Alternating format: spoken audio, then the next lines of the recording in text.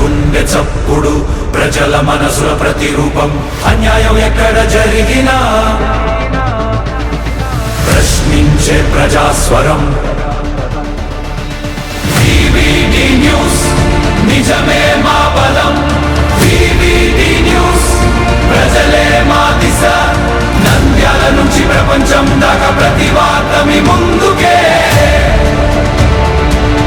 నిజాల వెలుగు ప్రజల గొంతుగా VVD news. రాష్ట్ర వ్యాప్తంగా ప్రభుత్వ ఆసుపత్రుల్లో జూనియర్ డాక్టర్ల సమ్మె ఉధృతంగా కొనసాగుతోంది. తమ డిమాండ్లను పరిష్కరించాలని, సమాన పనికి సమాన వేతనం కల్పించాలని కోరుతూ దాదాపు 10 రోజులుగా జూనియర్ డాక్టర్లు సమ్మె చేస్తున్నారు. ఆగస్టు 15ను ప్రభుత్వానికి డెడ్ లైన్ గా విధించినప్పటికీ ప్రభుత్వం నుంచి ఎలాంటి స్పందన రాకపోవడంతో జూనియర్ డాక్టర్లు కీలక నిర్ణయం తీసుకున్నారు. నేటి నుంచి ప్రభుత్వ ఆసుపత్రుల్లో అత్యవసర సేవలను సైతం నిలిపివేస్తున్నట్లు జూనియర్ డాక్టర్ల సంఘం ప్రకటించింది. తమ డిమాండ్లను ప్రభుత్వం వెంటనే పరిష్కరించాలని జూనియర్ డాక్టర్లు డిమాండ్ చేశారు. సమస్యలు పరిష్కరించకపోతే సమ్మెను మరింత ఉధృతం చేస్తామని హెచ్చరించారు.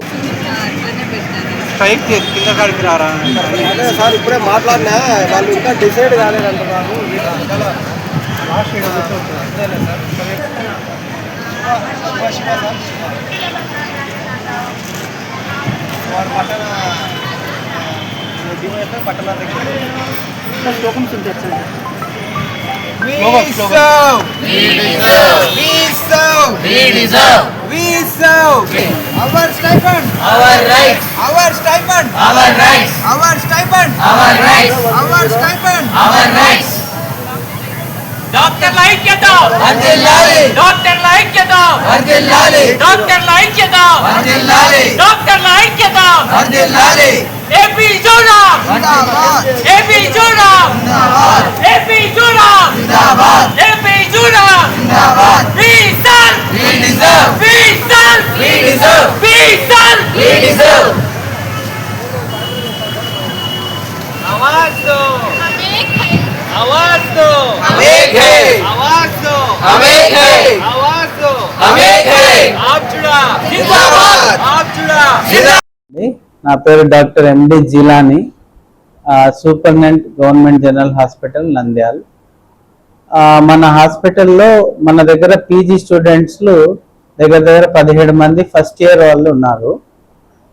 ఎస్పెషల్లీ జనరల్ సర్జరీ 3 ఉన్నారు. 4 సీట్లు ఉన్నాయి, కానీ 3 ఒక సీట్ ఖాళీగా ఉంది.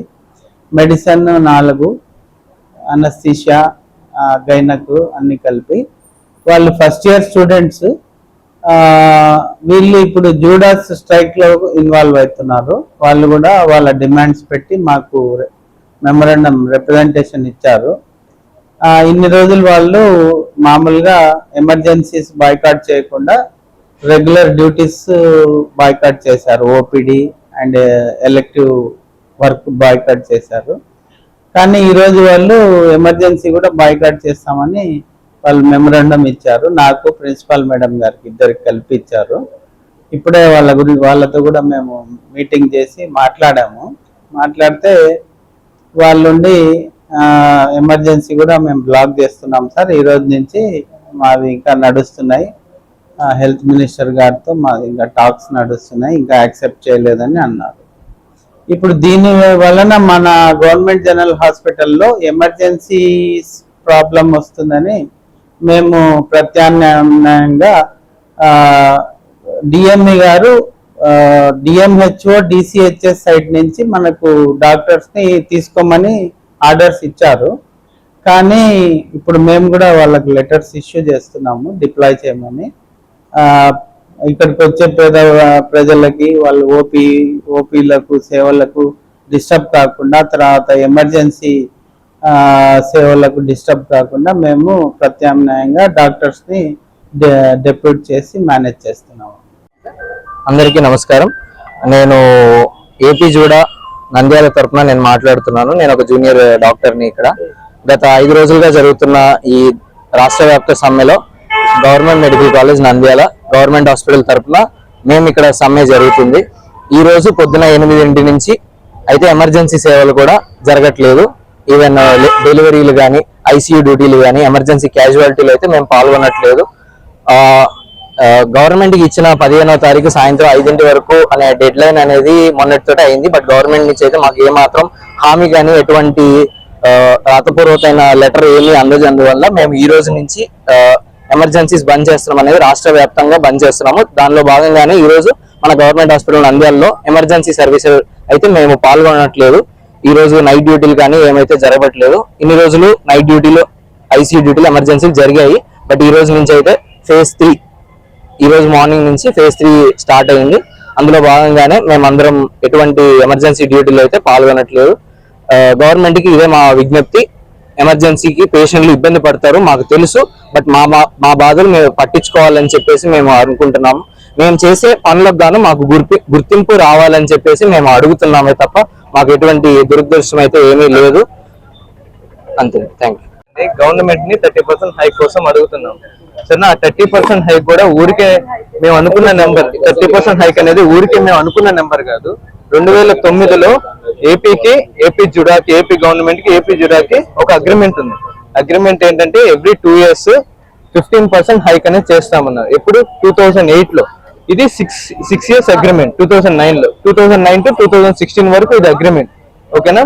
2016 తర్వాత గవర్నమెంట్ ఎటువంటి నిర్ణయం తీసుకోలేదు. సో అప్పటి నుండి బై డిఫాల్ట్ గా ప్రతి 2 years కి 15% హైక్ అనేది నడుస్తూ ఉంది. ఓకేనా. బై మాన్యువల్ అగ్రిమెంట్ అంటారు. ప్రతి 2 years కి 15% హైక్ అనేది నడుస్తూ ఉంది. 2024లో 15% హైక్ 2 years కి రివైజ్ చేసి 15% హైక్ చేశారు. దాని తర్వాత 2 years అంటే 2026లో 15% హైక్ చేయగా అని అడిగితే మామూలుగా వాళ్ళు 15% హైక్ కూడా కాకుండా 3% అడుగుతున్నారు. మేము 30% హైక్ అనేది అడిగాం. దానికి రీజన్ ఏంటంటే ఇన్ఫ్లేషన్. మొత్తం రాష్ట్రాలతో తీసుకుంటే మన ఆంధ్రప్రదేశ్ లో ఇన్ఫ్లేషన్ 9.5 నుండి 10% ఉంది.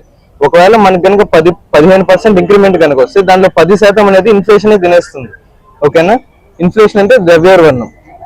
ఓకేనా. ఒక సంవత్సరంలో ఒక వస్తువు 100 రూపాయలు ఉండే వస్తువు 10% ఇన్ఫ్లేషన్ అంటే తర్వాత సంవత్సరానికి 110 రూపాయలు అవుతుంది.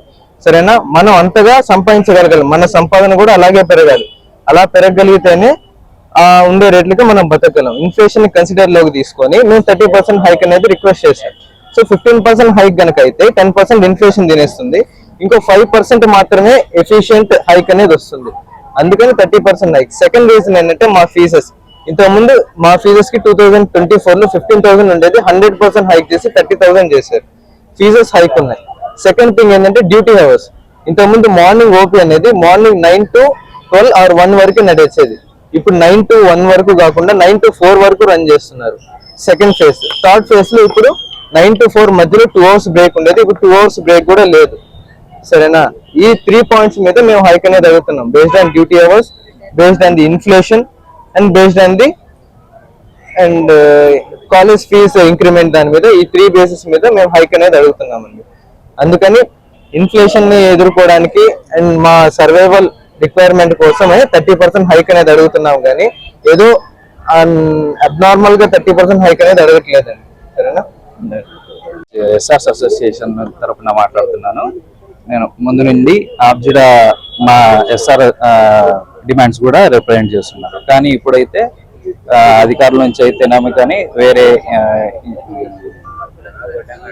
ఆర్గనైజేషన్స్ నుంచి కానీ ఎస్ఆర్స్ ఆబ్జిడా కిందకి రారు అన్నట్లు వదంతులు బయటకు వస్తున్నాయి. కానీ ఇదైతే మాకు ప్రీవియస్ డిమాండ్స్ అన్ని మేము త్రూ ఆబ్జిడానే మేము రిప్రజెంట్ చేస్తున్నాం. ఇప్పుడు కూడా పీజీసీ స్ట్రైక్ హైక్ వస్తే ఎస్ఆర్స్ కూడా అందులో ఇంక్లూడ్ అవుతారు. ఎందుకంటే నేటి ఎంబీబీఎస్ స్టూడెంట్సే రేపటి పీజీ స్టూడెంట్స్, ఈ రోజు పీజీ స్టూడెంట్సే రేపటి ఎస్ఆర్ స్టూడెంట్స్. కాబట్టి ఇప్పుడే మాకు హైక్ అందిస్తే మళ్ళీ ఫ్యూచర్ లో వాళ్ళు ఇబ్బంది పడాల్సిన అవసరం ఉండదు. ఎందుకంటే ఇప్పుడు మా ఒక్కరి కోసం చేస్తున్న స్ట్రైక్ కాదు ఇది. ఫ్యూచర్ లో వచ్చే బ్యాచెస్ కూడా మా లాగా సఫర్ కాకూడదు అన్నట్టు మేము ఇందులో స్ట్రైక్ చేస్తున్నాం. ఈ న్యాయమైన పోరాటం మేము చేస్తున్నాం. వివిడి న్యూస్ టీవీని తక్షణమే సబ్స్క్రైబ్ చేసుకోండి. నోటిఫికేషన్ కోసం బెల్ ఐకాన్ క్లిక్ చేయండి. మరిన్ని అప్డేట్స్ కోసం ప్రతి ఒక్క కుటుంబానికి ఉచిత ప్రకటనలు వచ్చే విధంగా మీకోసం మీ ముందుకు వివిడి న్యూస్ టీవీని ఏపీ ఫైబర్ నందు 99వ ఛానల్ మరియు యూట్యూబ్ నందు వీక్షించెదరు.